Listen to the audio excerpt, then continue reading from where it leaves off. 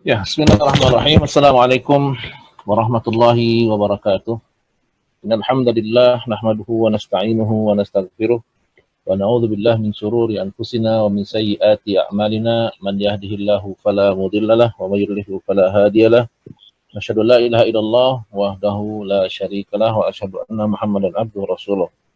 Allahumma salli wa sallim ala nabiyyina Muhammadin wa ala alihi wa sahbihi ajma'in.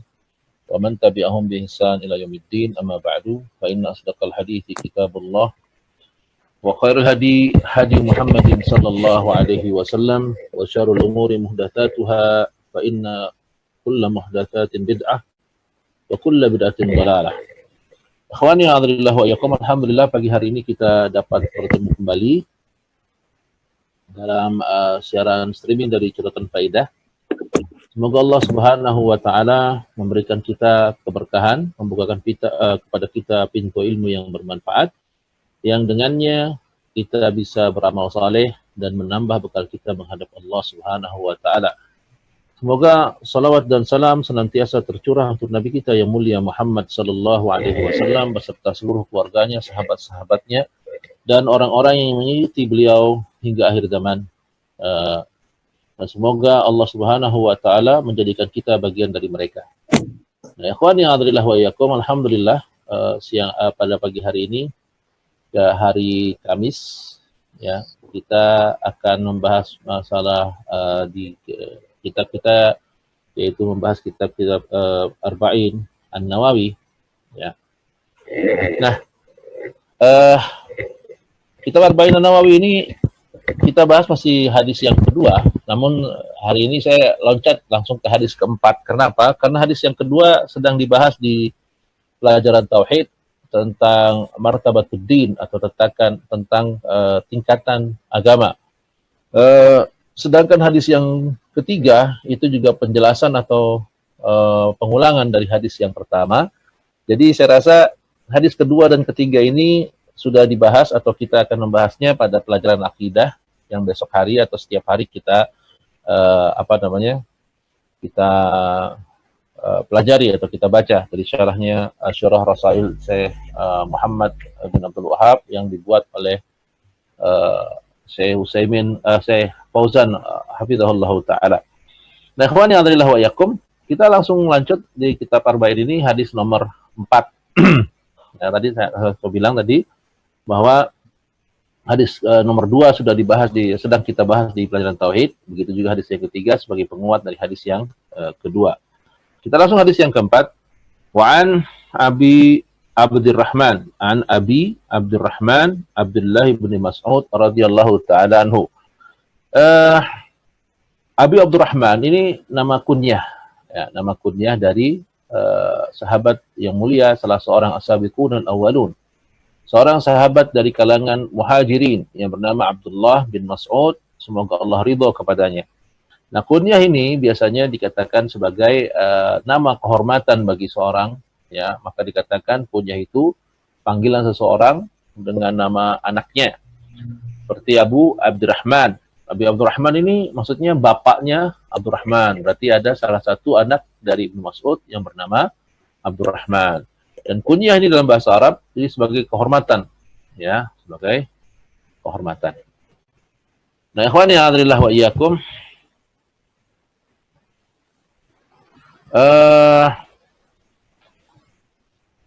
an Abi Abdurrahman Abdullah bin Mas'ud radhiyallahu taala anhu, dari sahabat Abdullah bin Mas'ud Abu Abdurrahman, semoga Allah ridha kepadanya, qala, dia berkata, Haddatsana Rasulullah sallallahu alaihi wasallam wa huwa as-sadiqul masduq.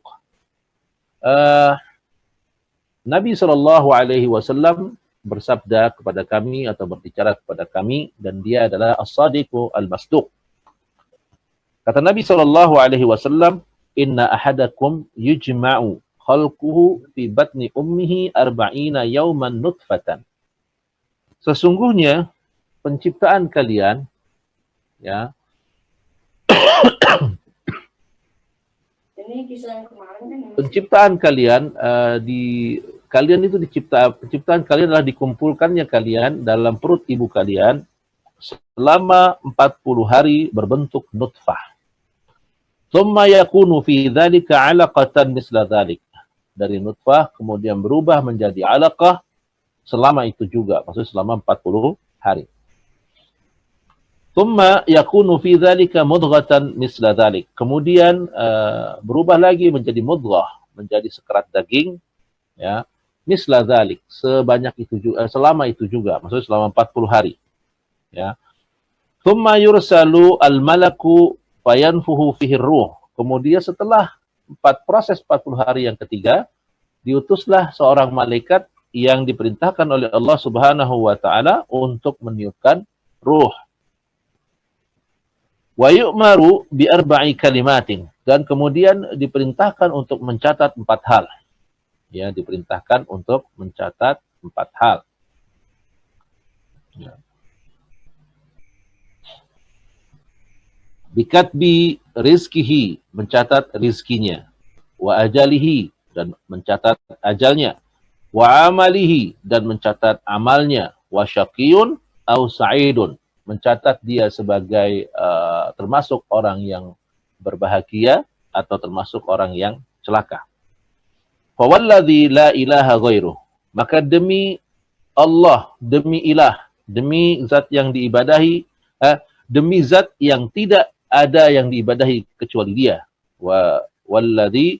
Fawalladzi la ilaha ghairuh, demi ilah yang tidak, demi Tuhan, demi zat yang tidak ada ilah kecuali dia, maksudnya demi Allah. Ya. Inna ahadakum la ya'malu bi'amalin ahlil jannah. Sesungguhnya ada di antara kalian, ya. Sesungguhnya ada di antara kalian, ya, ada manusia, maksudnya salah seorang di antara kalian, maksudnya ada manusia. Sesungguhnya ada manusia yang beramal dengan amalnya penghuni surga. Di amali ahli jannah. Hatta ma yakunu bainahu wa bainaha illa dhira'. Sehingga jarak antara dia dengan surga hanya tinggal 1 jengkal lagi. Ya. Fayasbiqu alaihi alkitab fayamalu bi amali ahli an-nar fayadkhuluha. Tapi catatan Allah berbicara lain, sehingga orang itu di akhir hayatnya beramal dengan amalan penghuni neraka dan dia masuk ke dalam neraka, waliyadzubillah. Wa inna ahadakum la ya'malu bi amalin ahli an-nar, dan sesungguhnya ada di antara kalian beramal dengan amalannya penghuni neraka. Hatta ma yakunu bainahu wa bainaha illa dhira', sehingga jarak antara dia dengan neraka hanya tinggal 1 jengkal lagi. Ya. Fayasbiqu alaihil kitab, tapi catatan Allah berbicara lain. Fayamalu bi amali ahlil jannah, maka di akhir hayatnya orang ini beramal dengan amalan penghuni surga. Fayadkhuluha, kemudian dia masuk ke dalam surga. Rawahul Bukhari, diriwayatkan oleh Imam Al-Bukhari. Ya. Akhrajahu Bukhari, Imam Bukhari mengeluarkan dalam hadisnya di nomor 3208 dan 3332, 6594 dan 7454. Dan Muslim mengeluarkannya dalam hadis nomor, dalam sahihnya dalam nomor 2643. Ikhwani a'adhalillah wa iyyakum, kita lihat bagaimana penjelasan dari Syekh Shalih Fauzan hafizahullahu ta'ala tentang hadis ini. Ya. Ibnu Mas'udin radhiyallahu ta'ala anhu qala, berkata Ibnu Mas'ud, kata Syekh Fauzan, haddatsana Rasulullah sallallahu alaihi wasallam wa huwa as-sadiqul masduq. Inna ahadakum yajma'u khalquhu fi batni ummihi. Ya, sesungguhnya penciptaan kalian yaitu dikumpulkan di dalam perut ibu kalian. Yujma', maksudnya dikumpulkan. Di annal mauluda yatakawwanu minal ma'ain, karena seseorang itu diciptakan dari 2 air, percampuran dari 2 air. Maksudnya adalah ma'ir rajuli wa ma'il mar'ah, yaitu bercampurnya 2 mani atau 2 cairan dari cairan laki-laki dan cairan perempuan. Maka yujma', dikumpulkan. Ya, dikumpulkan di sana maksudnya dipertemukan. Ya. Qala ta'ala, sebagaimana Allah Subhanahu wa taala berfirman, "Inna khalaqnal insana min nutfatin amsyajin." Ya. Maksud Allah Subhanahu wa taala berfirman, sesungguhnya kami menciptakan manusia min nutfatin amsyajin, dari nutfah yang bercampur. Amsyad yakni mukhtalithah, bercampur. Ya. Wa yaqulu jalla wa ala, dan Allah Subhanahu wa taala berfirman dalam ayat yang lain, yahruju min baini thulbi wat taraib, yang dikeluarkan dari tulang sulbi dan tulang at-taraib. Ya, tulang sulbi itu maksudnya adalah tulang pinggul, at-taraib, ya, dan tulang rusuk. Jadi dalam ilmu Tibbun Nabawi, ya, maka dikatakan bahwa sulbi yaitu tulang pinggul. Ini tulang pinggul adalah dari cairan laki-laki. Maka laki-laki itu dikatakan menyimpan maninya dari ginjal, yaitu di antara dua pinggul. Ya. Kemudian dipancarkan, kemudian masuk ke tempat ke rahim perempuan. Kemudian sedangkan mani dari perempuan disimpan oleh Allah Subhanahu wa taala dari tulang taraib. Taraib itu pertemuan dua tulang rusuk. Ya, di antara dua di tengah dada-dada sini, ya. Ini namanya taraib. Di tengah sini, pas di tengah payudara, ya. Itu namanya tulang taraib. Nah, para wanita mengeluarkan cairannya dari situ, disimpan di sini cairannya, kemudian dia bertemu di rahim. Ya, sulbi itu dikatakan, kata Syekh Fauzan, sulbi ar-rajul, ya, tulang sulbi itu dari laki-laki, wa taraib al-mar'ah, sedangkan tulang taraib, tulang rusuk, ya, di antara tulang rusuk yaitu dari perempuan. Fal mauludu yuhlaku minal ma'ain, ma'ir rajuli wa ma'il mar'ah. Jadi penciptaan manusia itu diciptakan dari bercampurnya dua cairan atau dua air, dari cairan laki-laki dan cairan perempuan. Qala, dikatakan di sana ucapan Nabi SAW, yujma'u khalquhu fi batni ummihi arba'ina yawman nutfatan. Ya, dikumpulkan di dalam perut ibunya, jadi antara cairan laki dengan cairan perempuan dipertemukan di dalam rahim. Setelah bertemu, Allah Subhanahu wa taala mulai merubahnya. Ya. Mulai merubahnya, yakni nutfah, yakni nuqtata mani. Ya, nutfah itu adalah cairan. Titik cairan mani, bertemunya cairan mani dari laki-laki dan mani perempuan. Ya, mani laki-laki itu berwarna putih keruh, dan cairan mani perempuan berwarna kuning. Ya. Nah, ikhwan yang a'adzalillah wa iyyakum, yujma', dikumpulkan. Nah, setelah bertemu, maka selama 40 hari dia berproses dari dua cairan yang bertemu ini. Ya, titik cairan dua cairan yang bertemu selama 40 hari. Kemudian dia berproses pelan-pelan. Jadi bukan berarti ketika bertemu langsung berubah. Tidak, dia berproses. Proses selama 40 hari. Berubah. Tsumma yakunu fi dzalika 'alaqah. Kemudian setelah bertemu, cairan ini, nutfah ini, berbentuk nutfah selama 40 hari, berproses berubah menjadi 'alaqah. 'Alaqah itu adalah darah, ya, darah yang pekat. 'Alaqah, ya. Yatahawwalul mani ila dam, ya, berubahnya dari mani berubah menjadi dam, darah, ya. Hadhihi al-'alaqata fi muddati 40 yawman, hadhihi 80 yawman. Nah, dari nutfah 40 hari lalu berubah dia menjadi 'alaqah, segumpal darah. Ya, 'alaqah itu segumpal darah. Kalau Syekh Utsaimin rahimahullahu taala dalam syarah arba'innya, beliau berkata 'alaqah itu seperti ulat, ya, ulat, seperti ulat yang berwarna hitam. Jadi dia kemudian berubah menjadi ulat hitam, ya, yang di atas air, kata Syekh Utsaimin rahimahullahu taala. Kemudian hadhihi 80 yauman, ini jadi 40 hari. Jadi 40 hari pertama 80 hari.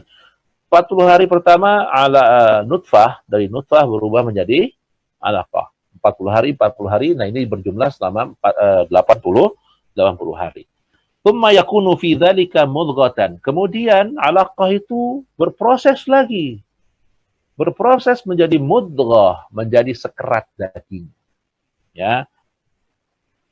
Dikatakan thumma yatahawwalu minad dami ilal mudghah. Nah, perlahan-lahan alaqah ini, ya, segumpal darah ini berubah menjadi mudghah. Mudghah itu sekerat daging.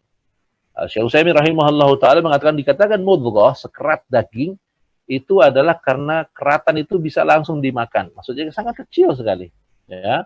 Sangat kecil, mungkin potongan-potongan daging yang biasa kita lihat di sate atau apa, yang dia katakan mudghah karena dia bisa sekali langsung masuk mulut, kata Syekh Utsaimin rahimahullahu taala. Jadi bukannya gumpalan yang besar, tapi gumpalan yang kecil yang bisa langsung masuk ke dalam mulut. Ini namanya mudghah, ya. Sebagaimana juga Nabi SAW dalam hadis yang lain berkata, "Ala inna fil jasadi mudghatan." Nah, ya kan? Ini kata Nabi SAW, ketahuilah bahwa di dalam tubuh kita ada sekerat daging, mudghatan. Idza saluhat saluhal jasadu kulluh. Jika keratan daging ini baik, maka baiklah seluruh anggota badan. Wa idza fasadat fasadal jasadi kulluh. Kalau rusak keratan daging ini, maka rusaklah seluruh badan. Maksudnya amalan menjadi jelek. Ala wahyal qalb. Maka itu yang dinamakan qalbu. Ya, qalbu. Qalbu itu jantung. Kalau dalam antum cari di kamus, qalbu itu berarti jantung. Nah, jantung dalam di Nabi SAW menyebutnya hanya sekedar mudghah. Ya, mudghah. Jadi sekerat daging. Ya, jadi jantung bukan seperti yang kita pahami, yaitu yang ada di sebelah kiri. Memang sama, tempatnya juga berada di sebelah kiri. Tapi dia tidak sebesar yang dipahami oleh kebanyakan orang saat ini, ya, yang mengatakan jantung itu sebesar kepalan tangan kita, yang berada di sebelah kiri. Tapi sekali lagi itu jadi yang dimaksud dengan al-qalbu, ya tentu bukan jantung yang dimaksud dengan pengobatan modern atau konvensional, yang orang mengibaratkan jantung itu tempat beredar atau tempat pompa darah gitu. Tapi dalam Tibbun Nabawi dikatakan qalb itu adalah mudghah, hanya sekerat daging, ya. Jadi beda sekali ikhwani adrillah wa yakum. Ini dibilang bahwa antara pengobatan timur dan barat itu punya perbedaan, ya. Antara dari mulai namanya, kemudian fungsinya juga berbeda-beda. Ya, nama dan fungsinya itu sangat berbeda. Dikatakan al-qalbu. Nah, qalbu itu kalau bahasa diartikan berarti jantung, ya. Tapi di Indonesia sering diartikan qalbu itu adalah hati. Ya. Padahal qalbu itu hanya mudghah, hanya sekerat daging. Ya, hanya sekerat daging, bukan gumpalan yang besar, tapi hanya mudghah. Nah, mudghah ini, qalbu ini juga sebagai tempat akal dan pikiran, ya. Allah Subhanahu wa taala berfirman, walahum qulubun la yafqahuna biha. Kalian mereka memiliki qalbu, la yafqahuna fiha, tapi tidak digunakan untuk berpikir. Nah, di dalam dalam ilmu agama, al-qalbu, ya, jantung itu digunakan untuk berpikir.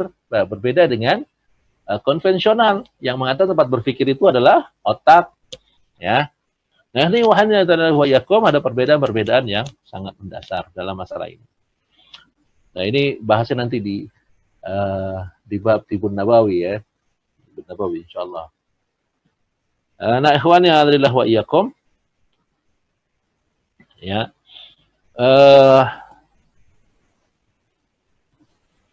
Yakni qit'ata lahmin fi muddati 40 yawman thalithatan. Jadi berubah dia menjadi mudghah, ya, menjadi sekeratan daging yang menjadi bagian dari 40 hari yang ketiga. 40 hari yang ketiga. Tadi 40 hari pertama nutfah, 40 hari kedua alaqah, 40 hari ketiga mudghah. Ya. Hadhihi mi'atun wa ishruna yawman. Jadi berapa lama? Bentuknya selama 120 hari.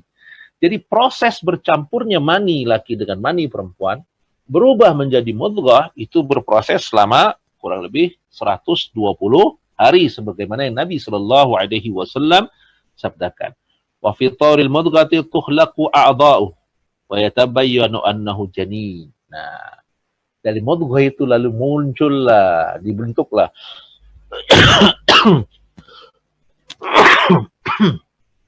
Ya, dari mudghah itu dibentuklah organ-organ tubuh. Ya, organ-organ tubuh. Ya, dari mudghah, nutfah, alaqah, lalu berbentuklah sebuah bentuk yang baru yang didapatkan dengan mudghah keratan daging. Dari keratan daging itu muncullah organ-organ, calon organ yang baru. Maka para ulama berselisih pendapat mana organ pertama yang diciptakan oleh Allah Subhanahu wa taala. Ada yang mengatakan di Tidur Nabawi ya, ada yang mengatakan ulama, ada yang mengatakan yang pertama seperti yang dikatakan oleh Ibnu Qayyim dalam At-Tib An-Nawawi atau kitab Zadul Ma'adnya ya. Beliau berkata bahwa yang pertama itu ada ulama yang mengatakan yang pertama zat yang diciptakan adalah otak karena dia sumber saraf. Ada yang mengatakan yang pertama diciptakan adalah tihal atau limpa karena dia yang mengaliri cairan ke seluruh tubuh. Ada yang mengatakan bahwa organ yang pertama diciptakan adalah qalbu, jantung. Ya, karena dialah yang sumber dari kehidupan yang utama. Nah, makanya Ibnu Qayyim Al-Jauziyah rahimahullahu taala menguatkan pendapat yang mengatakan bahwa organ yang pertama yang dibentuk atau yang dibuat oleh Allah Subhanahu wa taala yaitu qalbu, karena qalbulah sumber kehidupan. Dialah sumber hararah atau sumber panas yang menyebabkan darah mengalir dan terciptanya organ-organ dan sel-sel lain yang berada di dalam tubuh kita. Wallahu taala a'lam. Kemudian Nabi SAW bersabda, "Tsumma yursalul malak." Kemudian setelah berbentuk mudghah, maka diutus seorang malaikat. Nah, ini yang kemarin kita bahas dalam kajian tauhid. Salah satu tugas malaikat adalah mendatangi janin yang berada di dalam perut ibu kita. Nah, ya, janin. Yani tsumma fil arba'ina ar-rabi'ah tamama arba'ati ashhur.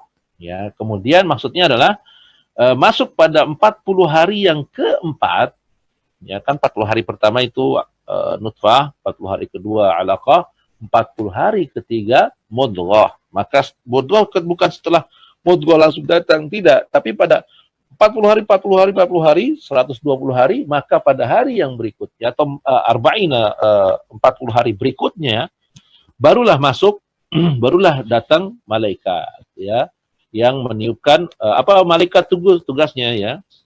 Katakan aimi'atu wa ishrina yauman yursalu ilaihi al-malaku muwakkalu bil ajinnati fayadkhulu alaihi fi batni ummihi. Ya. Nah, setelah sempurna 40 hari, 40 hari yang ketiga kemudian masuk 40 hari yang keempat, ini sama hitungannya dengan 4 bulan karena 120 hari. 120 hari dari 40 bulan. Nah, maka aimi'ata wa ishrina yauman atau 120 hari. Nah, setelah itu, setelah lengkap genap 120 hari, maka Allah mengutus seorang malaikat.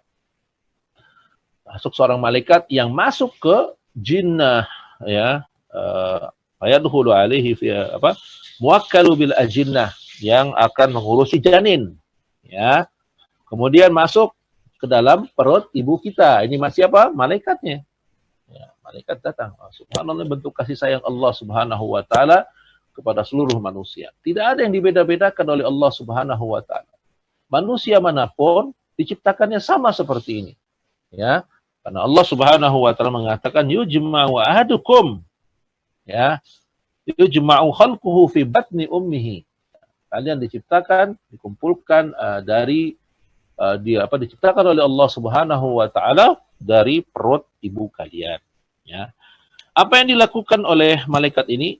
Qala thumma yanfahu fihi ruh.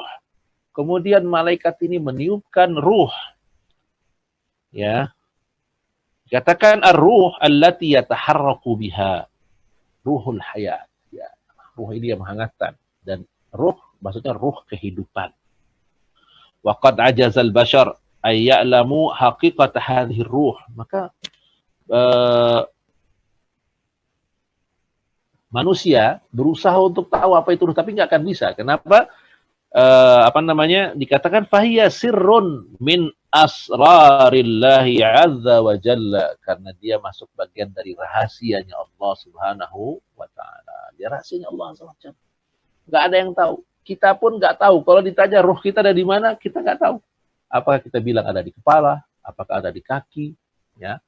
atau ada di mana ya kan, maka kita nggak tahu ada di mana kita gitu ya. Ya ruh kita nggak tahu. Ada yang bilang ruh itu ada di darah. Tapi berarti kalau darahnya keluar berarti ruhnya keluar? Tidak juga, ya kan? Maka banyak sekali pendapat tentang hal ini. Namun ini bagian dari rahasia Allah Subhanahu wa taala yang tidak diketahui oleh manusia. Jadi di mana ruh, maka itu bukan urusan kita dan kita tidak akan bisa menjawabnya. Allah Subhanahu wa taala berfirman, "Yas'alunaka 'anir ruh." Orang-orang Yahudi pernah bertanya kepada Nabi sallallahu alaihi wasallam tentang keberadaan ruh. Maka kata Allah Subhanahu wa taala, "Qulir ruh min amri rabbi." Katakan ruh itu urusan Rabbku.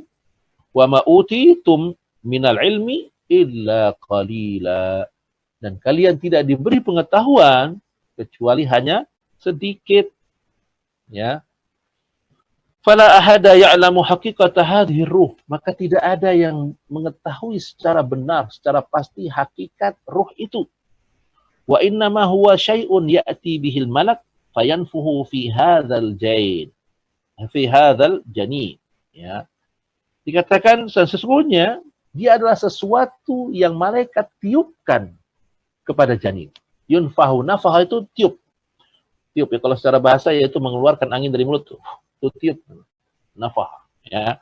Dan malaikat meniupkan itu. Sesuatu yang ditiupkan oleh manusia, oleh malaikat ke dalam janin.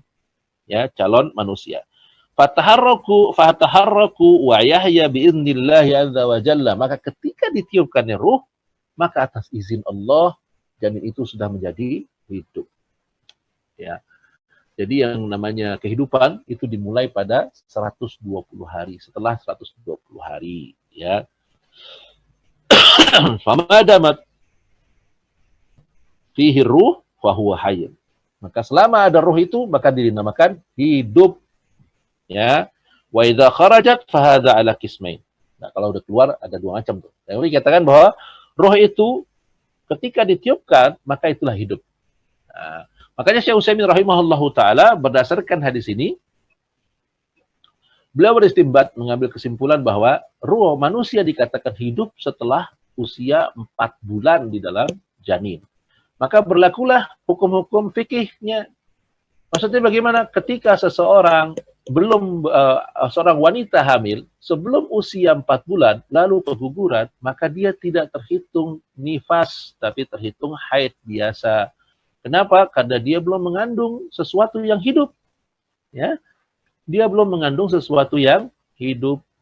Nah, begitu juga yang keluar, maka kata Syekh Utsaimin rahimahullahu taala, janin yang keluar sebelum 4 bulan maka tidak perlu dikafani, tidak perlu disolati sebagaimana manusia. Kenapa? Karena sebelum 40 hari tidak dianggap hidup. Nah, gitu ya.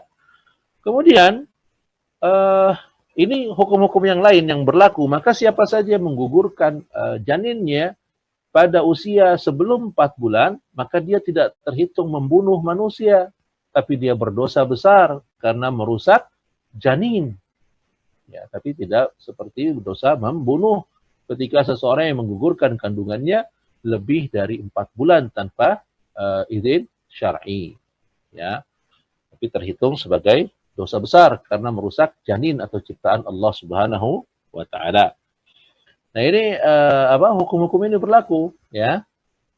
Ini yang seperti disampaikan oleh Syekh Utsaimin rahimahullahu taala. Ya. Kemudian ikhwan ya adzalillah wa iyyakum, itu kalau ditiupkan di ruh maka dimulailah sebuah kehidupan, berlakulah semua hukum kehidupan. Maka kalau udah 4 bulan lebih keguguran, maka bayinya tetap harus dimandikan, dikafani dan disolati. Ya, kenapa? Karena sudah hidup, sudah ditiupkan ruh. Nah, demikian ikhwan yang ada di wa iyyakum. Wa idza kharajat fa hadza ala qismain.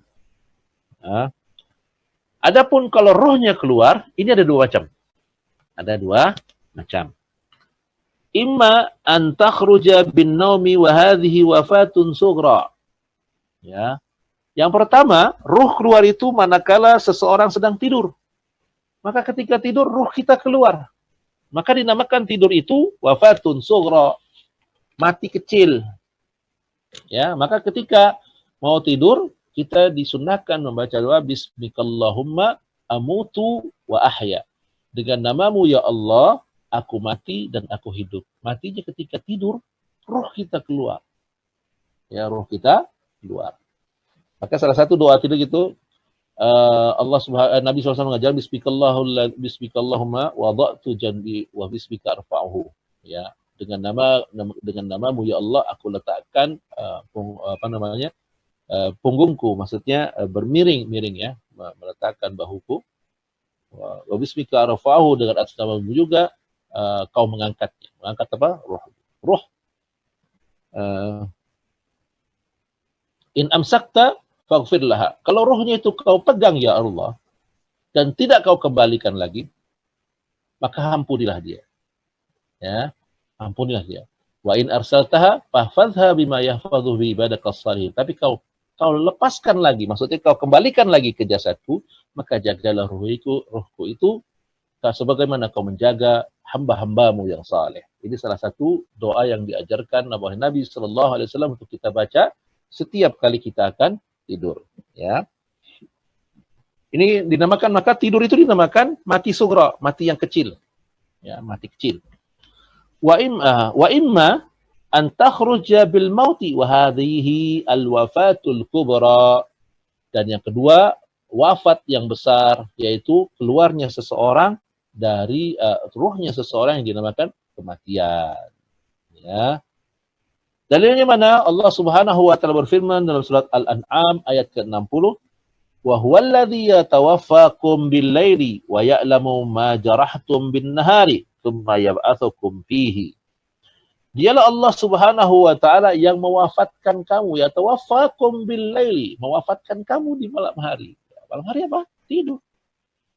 Maka wafat itu dianggap sebagai kematian. Kematian apa? Kematian yang kecil. Dikatakan hadin naum, itu yang dimaksud dengan tidur. Wafatkumul lail, ya. Yatawaffakumul laila, mewafatkan kamu di malam hari. Dikatakan juga waqala tawaffathu rusuluna, diwafatkan juga utusan-utusan kami, wa huwa wal wafatul kubra, yang di ayat 61 dikatakan tawaffathu rusuluna, ya, diwafatkan oleh utusan-utusan kami, ya, ini dimaksud dengan al-wafatul kubra, ya. Sedangkan Rasulullah, utusan-utusan kami, yakni maknanya adalah malaikatul maut. Malaikah al-maut, malaikat pencabut nyawa, yaitu malaikat maut. Yursalu alaihi malak, kemudian diutus oleh Allah Subhanahu wa ta'ala malaikat, seorang malaikat. Apa tugasnya? Yanfahu fihi ruh. Wa hadza min ayatillahi azza wa jalla. Ini salah satu tanda-tanda kebesaran Allah Subhanahu wa taala. Yanfahu fihi ruh, meniupkan ruh. Wa hadza kama fi qoulihi ta'ala wa laqad khalaqnal insana min sulalatin min tin.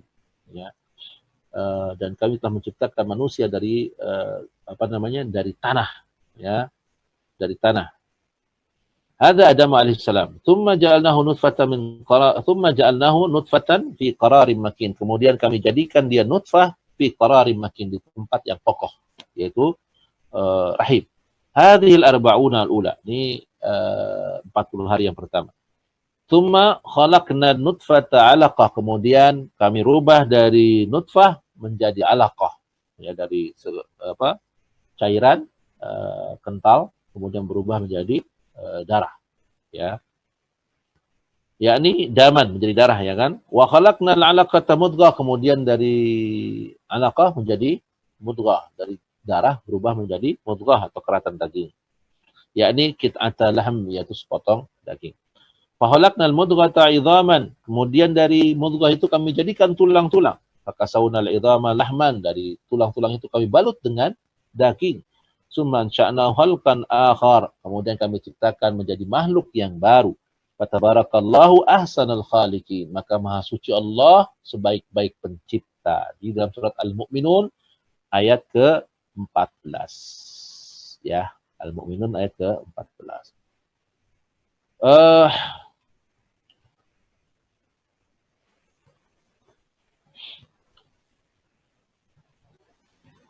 Allah Subhanahu wa taala dalam surat Nuh juga mengatakan wa qad khalaqakum atwara. Kami ciptakan kalian berproses, ya. Atwar lati ya'ti 'alal janin fi batni ummi, itu proses dalam perut ibu kita, ya. Turut nutfah, mulai dari nutfah berubah jadi alaqah, kemudian menjadi mudghah, turul idham berubah jadi tulang berbalut daging, tsumma yakunu insanan, kemudian jadi manusia yang utuh. Jadi manusia yang utuh. Hadza khalaqul insan. Inilah proses penciptaan manusia. Wa hadza min ajaibi qudratillahi jalla wa ala. Inilah salah satu bentuk keajaiban kemampuan Allah Subhanahu wa taala. Ya, kalau kita perhatikan penciptaan kita, ya. Allah ciptakan proses demi proses dan tidak melukai ibu kita, subhanallah, ya. Antum bisa bayangkan kalau tulang itu masuk ke mulut kita merasa kesulitan, apalagi masuk ke tenggorokan kita, subhanallah, akan menyusahkan kita. Tulang ikan yang demikian kecil masuk ke kerongkongan kita, itu akan menyulitkan kita.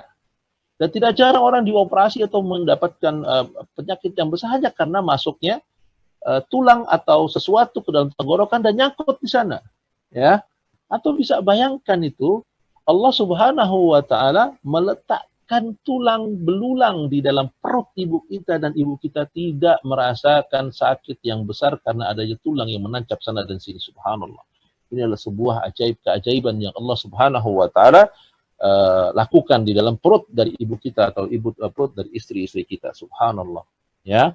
Ini ahsanul khaliqin, benar-benar Allah itu sebaik-baik pencipta. Ya.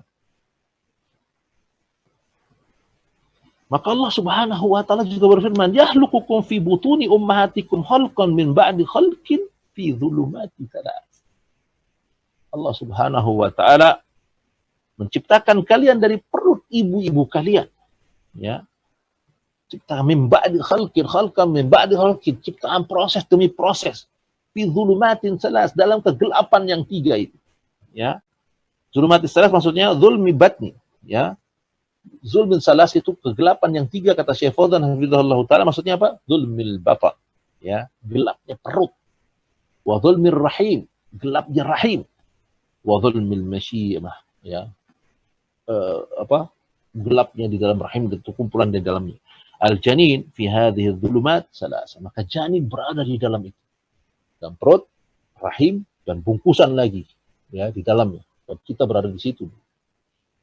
Ya, makanya aneh, ya, kalau ada orang yang ragu akan mendapatkan rizki dari Allah Subhanahu wa taala ketika dia hidup, atau ketika dia akan meninggalkan sesuatu yang haram, dia ragu bahwa Allah Subhanahu wa taala akan mencukupi hidupnya. Ini seakan-akan orang yang nggak pernah hidup di rahim ibunya. Subhanallah, bisa bayangkan. Di rahim ibu kita tidak bergerak, tidak bisa ngapa-ngapain. Bahkan makan pun tidak bisa. Tapi Allah mencukupi rezeki kita. Dan kemampuan Allah sampai masuk ke dalam rahim ibu kita. Subhanallah. Ya. Lalu apa yang membuat kita ragu ketika Allah Subhanahu wa taala telah menciptakan kita dengan dua tangan yang kuat, akal yang sudah mulai bekerja dengan baik, kaki yang masih kokoh berdiri. Lalu kita ragu ketika meninggalkan yang Allah haramkan. Kita ragu Allah tidak bisa memberi kita rezeki. Na'udzubillah. Summa na'udzubillah. Coba perhatikan penciptaan kita dalam perut rahim ibu kita. Subhanallah. Ini suatu penciptaan dan pelajaran yang sangat besar bagi kita semua. Nah, ikhwan ya'adhalillah wa iyyakum.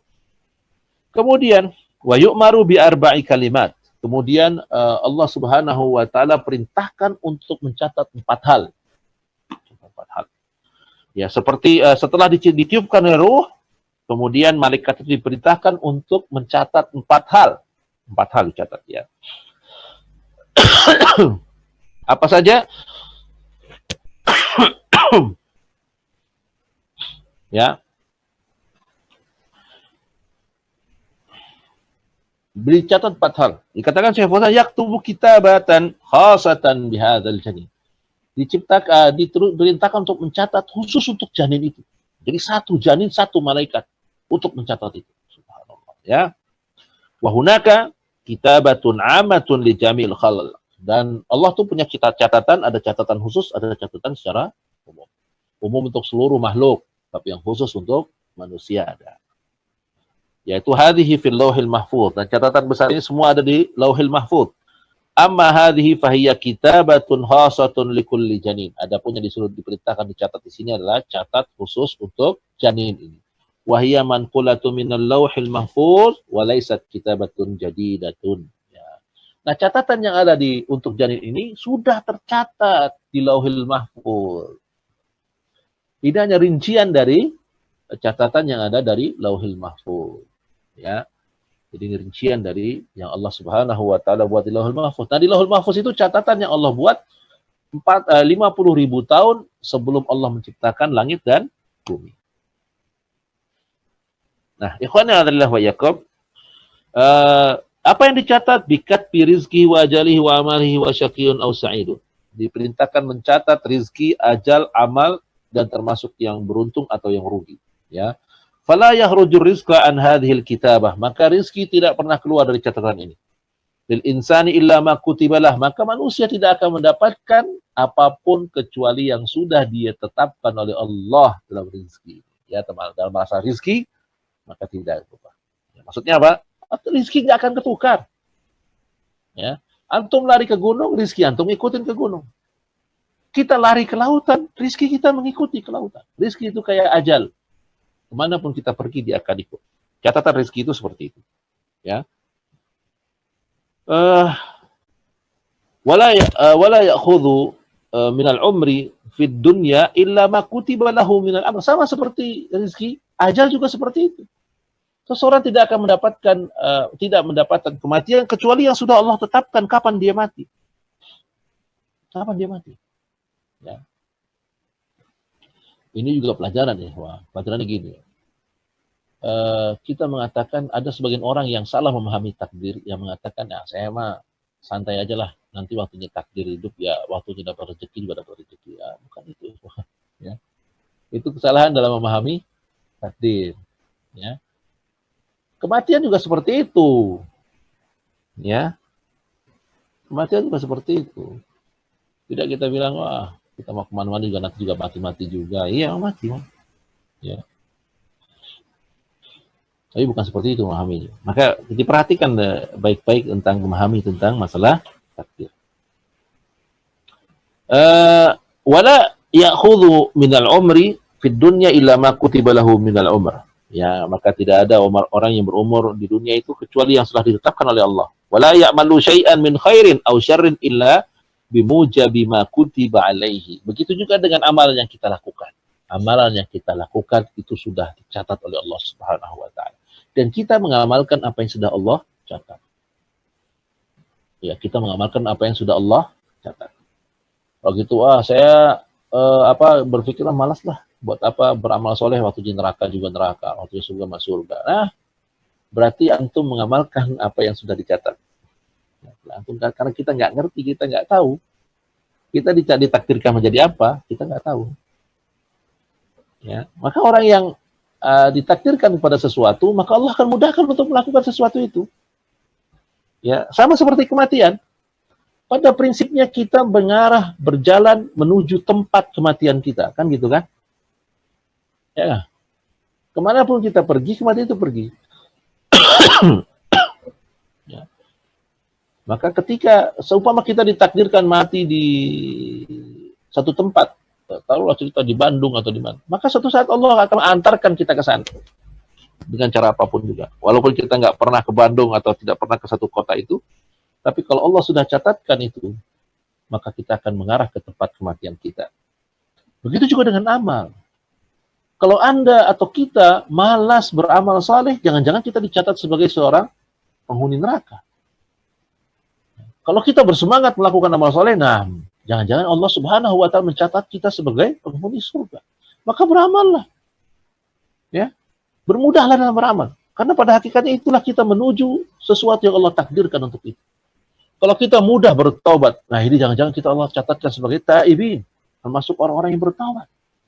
Dan itu adalah sebuah kemuliaan dari Allah Subhanahu wa taala. Ikhwani fillah wa iyyakum. Ya.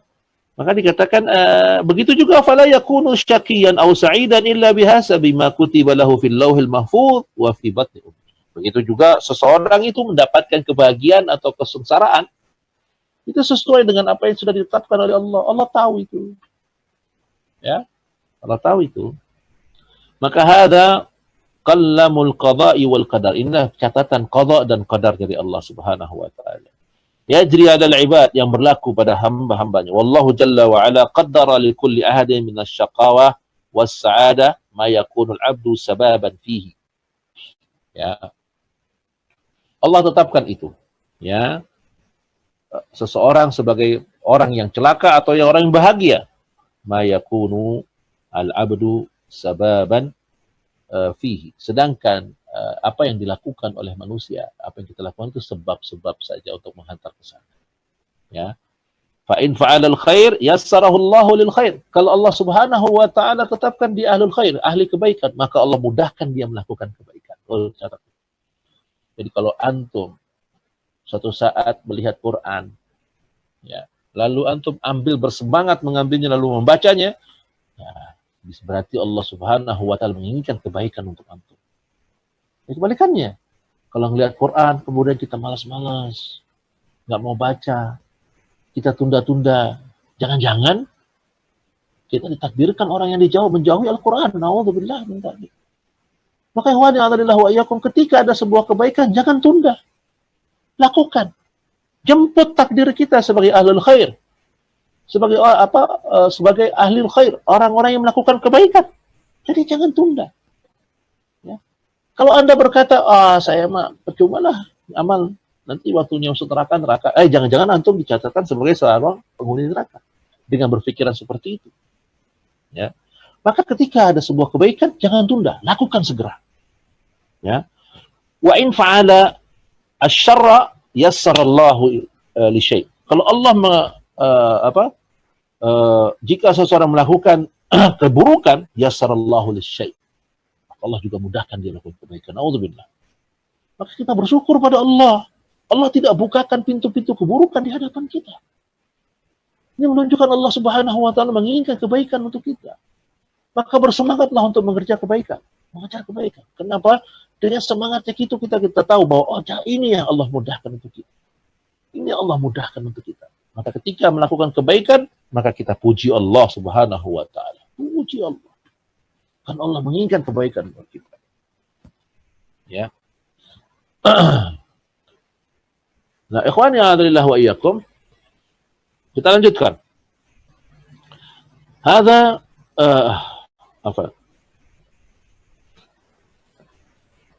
sebagaimana Allah Subhanahu wa taala berfirman, "Fa amma man a'ta wattaqa." Siapa saja yang diberikan, dia diinginkan oleh Allah Subhanahu wa taala bertakwa, saddaqa bil husna, yaitu membenarkan kebaikan. Fayuyassiruhu lil yusra, maka Allah mudahkan dia untuk melakukan kebaikan itu. Ya. Fal qadar min indillah, maka takdir keputusan itu di sisi Allah Subhanahu wa taala. Maka jangan Anda bangga dengan amal saleh yang Anda lakukan. Yang amal saleh yang kita lakukan karena Allah takdirkan kita untuk menjadi orang saleh, maka pujilah Allah Subhanahu wa taala. Setiap atas kebaikan yang kita lakukan, maka pujilah Allah. Karena Allah lah yang menginginkan kita kebaikan. Kalau seandainya ada amal keburukan yang kita lakukan, fala talumanna illa nafsak. Jangan kau salahkan siapa-siapa kecuali dirimu sendiri. Kamu tahu kebaikan, kenapa kamu tidak amalkan? Kamu tahu keburukan, kenapa kamu tidak jauhi? Fala talumanna illa nafsak. Jangan kau salahkan Allah. Jangan kau salahkan Allah, ini takdir dari Allah, ini saya jadi orang buruk. Tidak. Bukankah tadi seperti yang kita misalkan seperti orang yang melihat Quran, ada kebaikan di depan dia, ketika dia ambil, dia baca, maka didapatkan kebaikan. Dia menuju takdir Allah yang baik. Tapi ketika dia bermalas-malasan, siapa yang membuat malas? Maka Allah katakan, kata Nabi SAW, "Fala talumanna illa nafsak." Jangan kau salahkan siapa-siapa kecuali dirimu sendiri. Kenapa sudah ada Quran di hadapanmu, kamu tidak mau mengambilnya dan membacanya? Itu contoh kecil, ya kan? Bisa juga yang lainnya. Seperti sudah ada di hadapan kita, tetangga kita, orang-orang miskin, fuqara berada di sekitar kita. Kenapa kita tidak bantu? Kenapa tidak bantu? Padahal kau tahu, kau mempunyai keluasan harta. Kau tahu dia membutuhkan, tapi kenapa kau tidak bantu? Ya, kenapa hatimu berat untuk melakukan kebaikan? Ya, maka falu talumanna illa nafsak. Jangan salahkan siapa-siapa kecuali dirimu sendiri. Ikhwani a'adillah wa iyyakum. Fayakunul abdu sababan fi syaqaihi am sa'adatan bihasabihi a'malihi wa maqasidihi. Maka manusia itu yang melakukan sebab-sebab dia mendapatkan kebahagiaan, sebab-sebab mendatangkan keburukan buat dirinya sendiri dengan amal-amal dan tujuan-tujuannya. Wallahu ta'ala yuqaddiru 'alal 'abdi bihasabi ma yaf'aluhu al-'abdu wa ma yaqsidu. Dan Allah Subhanahu wa ta'ala menetapkan itu sesuai dengan apa yang diinginkan oleh hambanya itu. Hambanya menginginkan keburukan, ya Allah tahu kan dia keburukan. Allah ingin kebaikan, maka dia temukan kebaikan. Maka di sini kata wahadha huwal jam'u bainal amrain. Maka dikumpulkan dua masalah di sini. Ya. Annal a'mala biqadarillah wa annaha bi fi'lil 'abdi wal 'abdu sababun. Ya, dikatakan bahwa di sini amal itu adalah takdir dari Allah karena dia dilakukan oleh hamba. Wal 'abdu sababun, dan hamba adalah sebabnya. Dia yang memilih. Dia yang memilih baik atau buruk. Wa dzalika li annal majnuna wa ghairul 'aqil wal mukraha wan nasi la yu'akhad. Maka itulah ya orang-orang gila atau orang-orang yang tidak berakal atau orang-orang yang dipaksa atau orang yang lupa la yu'akhad, tidak dihukum. Orang yang dipaksa. Kenapa?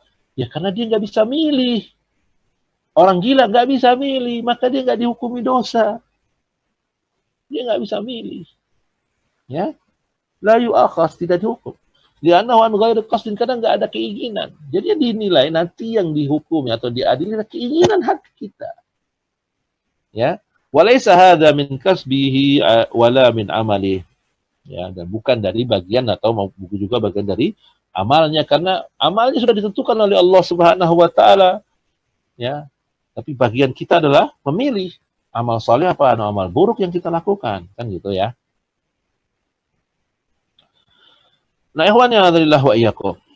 Kemudian Nabi ucapan Nabi sallallahu alaihi wasallam, "Fa walladzi nafsi biyadi," demi zat yang jiwaku berada di tangannya. Hadza qasam, ini sumpah, ya. Walakin man huwa al-maqsud. Nah, masalahnya siapa yang bersumpah ini? Ya. Al-zahir annahu Rasul sallallahu alaihi wasallam. Secara zahir, ya, yang di dalam hadis ini adalah Nabi yang sallallahu alaihi wasallam yang bersumpah. Fayakunu hadza min aslil hadis. Ini bentuk asli dari hadis ini, pokok dari hadis, karena Nabi sedang berbicara tentang itu semua, ya. Waqila inal maqsim huwa rawi Ibnu Mas'ud radhiyallahu taala anhu. Tapi ada juga ulama yang mengatakan yang bersumpah itu adalah Abdullah bin Mas'ud radhiyallahu taala. Fayakunu hadza minal madraji fil hadis. Nah, ini dikatakan masalah khilaf dalam masalah hadis, ya. Walakin adh-dhahir annahu min kalamir Rasul sallallahu alaihi wasallam. Tapi secara zahirnya yang bersumpah ini adalah Nabi sallallahu alaihi wasallam. Fa walladzi nafsi biyadi aw fa walladzi la ilaha ghairuh. Tidak ada ilah kecuali dia. Demi zat tidak ada yang tidak ada ilah kecuali dia. Ya, dikatakan sini Walladzi nafsi biyadih, ya, demi zat yang jiwaku berada di tangannya. Aqsamu sallallahu alaihi wasallam wa huwa as-sadiqul masduq min babil ta'kid wa li ahammiyati hadzal amr. Nabi sallallahu alaihi wasallam bersumpah dalam bentuk takkid, menguatkan, ya, dan menunjukkan pentingnya masalah ini. Ya. Maka Nabi sallallahu alaihi wasallam mengatakan apa yang berikutnya? Inna ahadakum la ya'malu bi amali ahlil jannah hatta ma yakunu bainahu wa bainahu illa dhira fayasbiqu alaihi kitab. Ada orang yang beramal dengan amalan penghuni surga, sehingga jarak dia dengan surga hanya tinggal sejengkal lagi. Kemudian dia melakukan amalan penghuni neraka, maka dia masuk ke dalam neraka. Begitu kebalikannya, ada yang beramal dengan amalan penghuni neraka, tapi dia sampai jarak dia dengan neraka tinggal sejengkal lagi, tapi dia beramal dengan di akhir hayatnya dia beramal dengan amalan penghuni surga sehingga dia masuk ke dalam surga. Ada faedah dalam dua kalimat ini, ikhwan. Ya, yang pertama bahwa amal itu dilihat akhirnya. Amal itu dilihat akhirnya, bukan di awal. Kebanyakan kita melihat amal di awal. Seperti Ramadan, biasanya ramainya di awal apa di akhir? Di awal. Padahal amal itu dilihat akhirnya. Betapa orang-orang kita, atau mungkin juga kita, ketika masuk awal Ramadan bersemangat untuk sholat tarawih, memenuhi masjid-masjid, ya, bersemangat membaca Quran, padahal itu awal.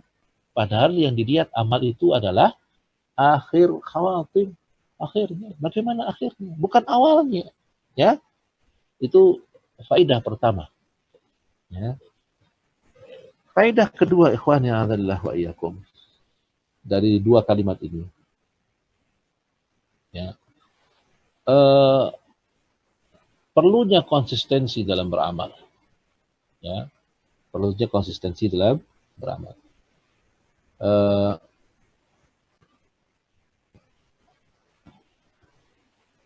Perlunya konsistensi dalam beramal. Maka Syekh Fauzan mengatakan ada yadullu ala al-a'mal bil hawatib. Maka lihat, perhatikan dua kalimat ini menunjukkan awal amal itu sesuai dengan akhirnya, ya. Dan maka manusia baik atau buruk lihat di akhir hayatnya, lihat di akhir hayatnya. Falau annahu afna umrahu bit-ta'ah thumma irtadda fi akhir hayatihi ila al-kufri sara min ahli an-nar wal iyadun billah. Lihat, kalau orang-orang yang beramal saleh lalu dia murtad di akhirnya, nah, maka dia menjadi orang kafir. Waliyadun billah, kita beri pada Allah Subhanahu wa taala. Jadi amal itu lihat akhirnya, ya. Nah, sebagian kita berkata kalau begitu Allah nggak adil. Ini karena buruknya pemahaman.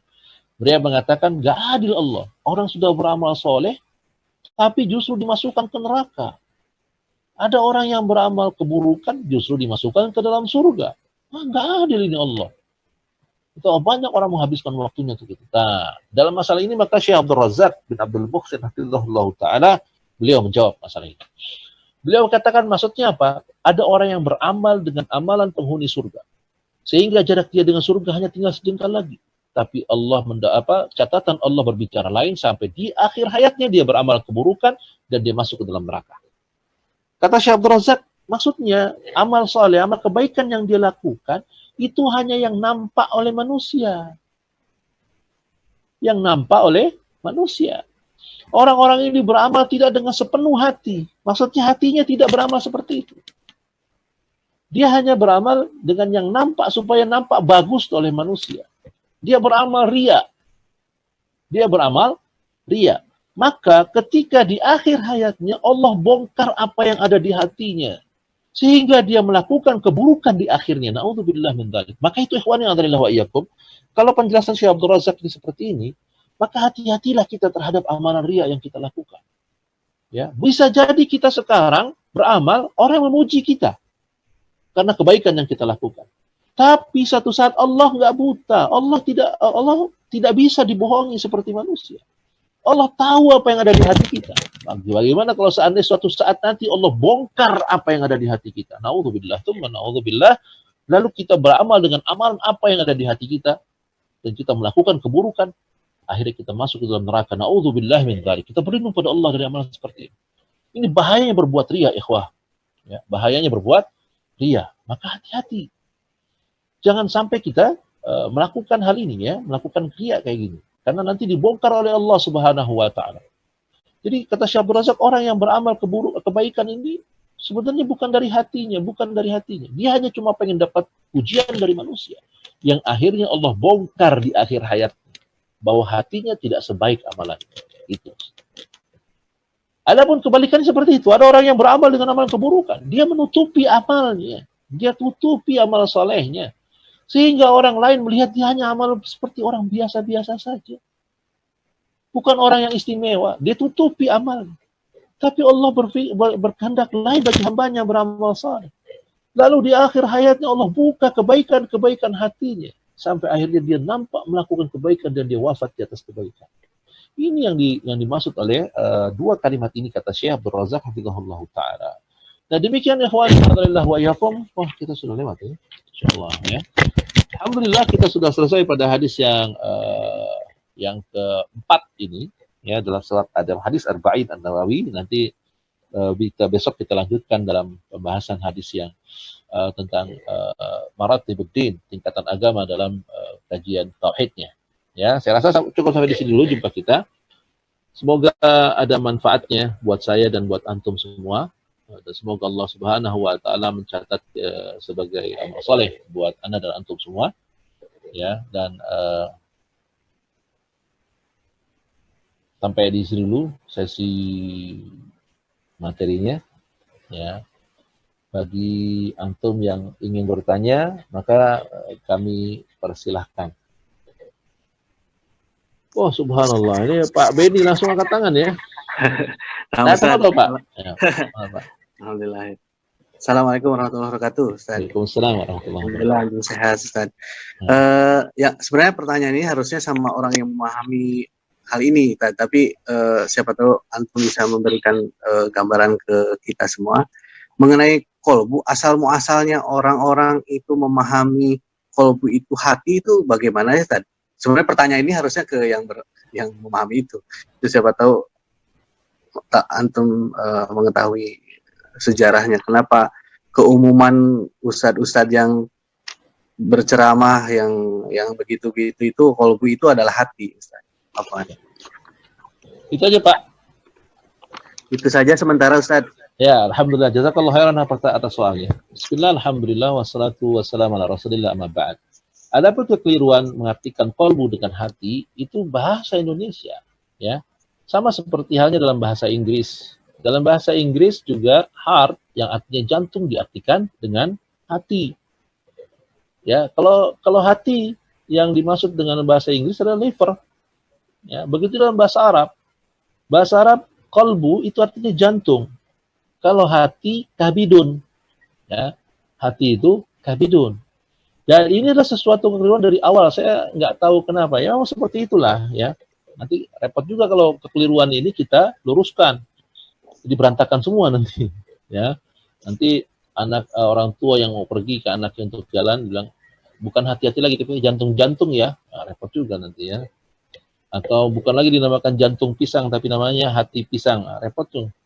Makanya ini sesuatu kekeliruan yang tidak bisa diluruskan. Wallahu taala alam, asal dari mana saya nggak tahu jelas, ya.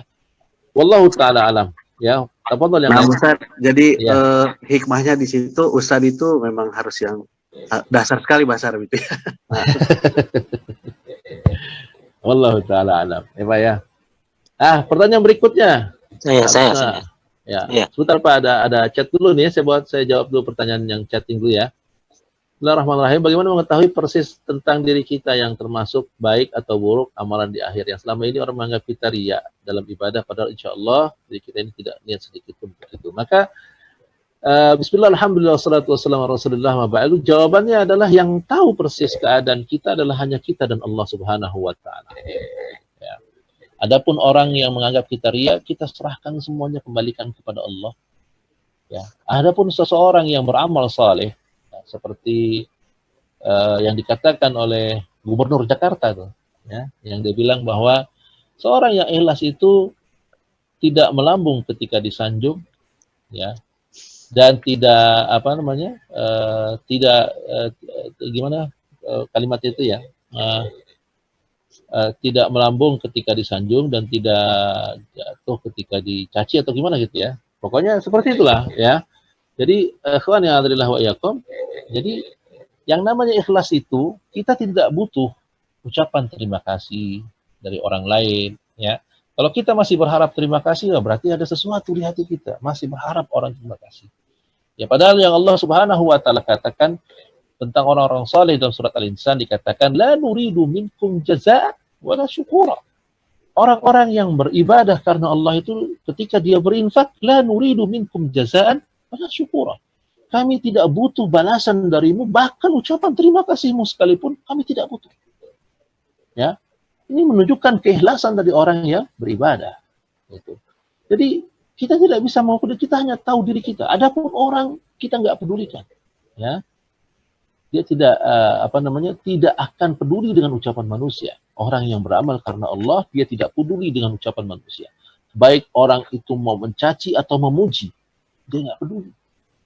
Ya, karena dia berbuat hanya karena Allah Subhanahu wa ta'ala, bukan karena yang lainnya. Demikian, ikhwan yang adrillah wa iyyakum. Saya lihat buka lagi, ada yang mau pertanyaan. Saya. Siapa nih? Apa namanya? Singgi. Pak Singgi. Tafadhol Pak Singgi. Alhamdulillah. Ustaz, sehat-sehat Ustaz. Alhamdulillah Pak Singgi. Jadi pertanyaan saya pertama ini Ustaz. Tadi bahwa Allah menetapkan sesuai keinginan hamba. Kalau kebaikan dan keburukan tadi Allah menetapkan sesuai keinginan hamba. Betul begitu ya tadi Ustaz? Allah sudah menetapkannya, hamba yang menentukan pilihannya. Ya, sebab datangnya pilihan dari Allah Subhanahu wa taala, Allah hamba yang melakukan sebab itu. Sesungguhnya orang yang ditetapkan dicatat sebagai kebaikan, maka hamba itu memilih dia milih baik atau milih buruk. Dan yang dinilai itu pemilihannya itu ya. Betul, Pak.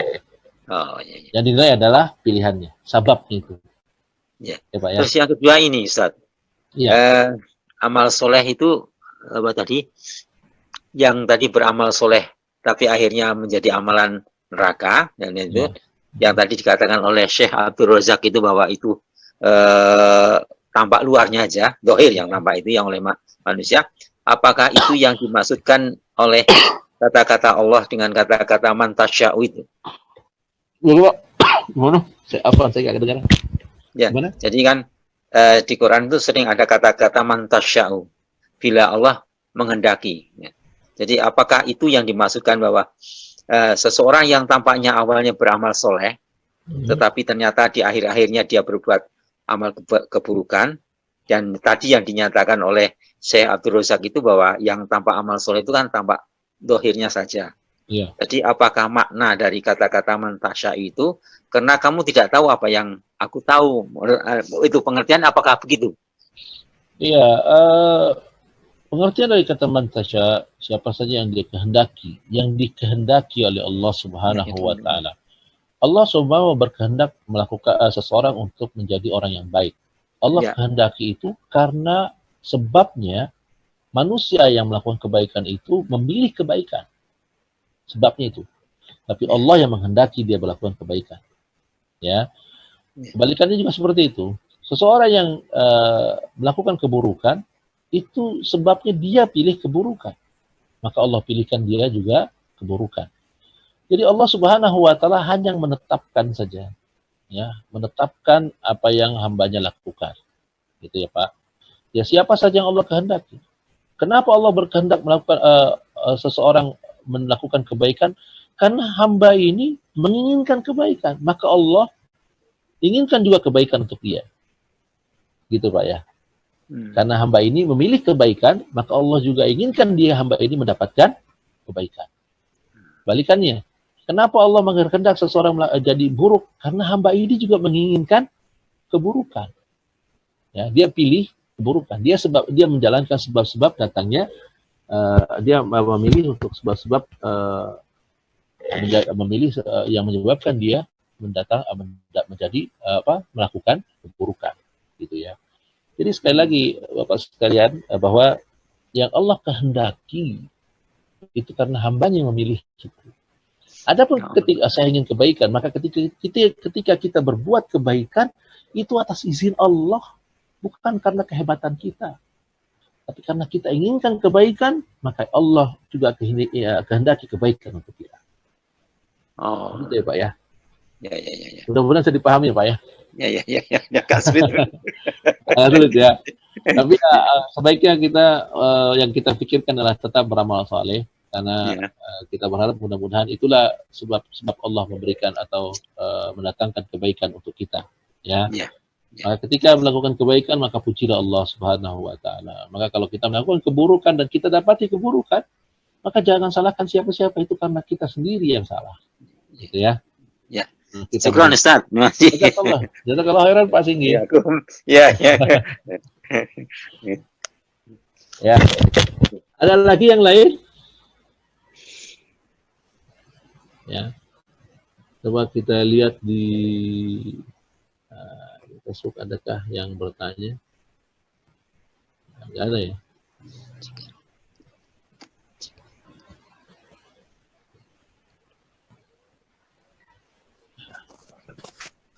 Ya nggak ada ya. Nggak, di Facebook juga nggak ada yang bertanya. Saya rasa cukup juga sampai di sini saja. Afwan Ustaz, ada satu lagi Tad, boleh Tad? Oh Pak Benny masih penasaran? Iya Tad. Ustaz, ini kan kita ini anak khususnya ya, kadang-kadang ketika sudah beramal, baik itu secara umum, itu kadang-kadang kita mengingat, kemudian melupakan, tapi tiba-tiba mengingat sehingga timbul was-was ini ria atau tidak, kemudian hilang lagi, kemudian ingat lagi, terus istighfar, terus bertanya, yang mana yang diterima sama Allah? Setelah berkali-kali berulang, terus terakhir istighfar, terus ya Allah ini yang diterima yang mana gitu.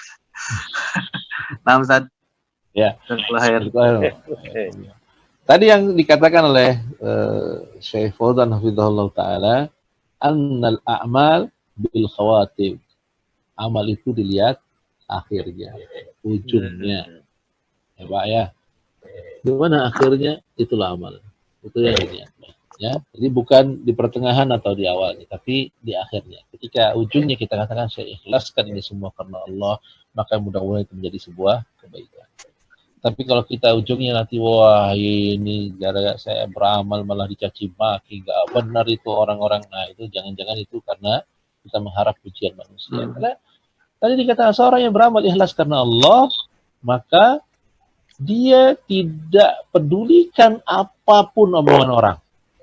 Ya, apapun yang orang omongan tidak akan dia pedulikan, baik itu pujian, sanjungan atau cacian dan celaan, dia nggak peduli. Kenapa? Saya beramal karena Allah, bukan pengen cari pujian manusia, bukan juga pengen cari-cari supaya manusia mencela dia, gitu ya. Jadi bukan itu tujuannya. Demikian ya Pak, saya rasa cukup sampai di sini. Jazakallahu khair, Ustaz. Mohon maaf atas segala ada pertanyaan sebentar. Salat suruk. Iya, sholat suruk untuk mendapat pahala senilai umroh ya. Bisa lakukan sholat suruk setelah kajian ini karena ini termasuk zikrullah, ya. Termasuk zikir pada Allah Subhanahu wa taala yaitu majlis ilmu. Ya, semoga bermanfaat. Kita sudahi jumpa kita pada pagi hari ini. Mohon maaf atas segala kekurangan, ya. Semua yang benar datang dari Allah Subhanahu wa taala dan hendaklah marilah sama-sama kita beramal dengannya. Dan kita tutup jumpa kita dengan doa kafaratul majlis. Subhanakallah wa bihamdik, asyhadu an la ilaha illa anta, astaghfiruka wa atubu ilaik. Wa sallallahu ala nabiyyina Muhammadin wa ala alihi wa sahbihi ajma'in. Assalamualaikum warahmatullahi wabarakatuh. Waalaikumsalam.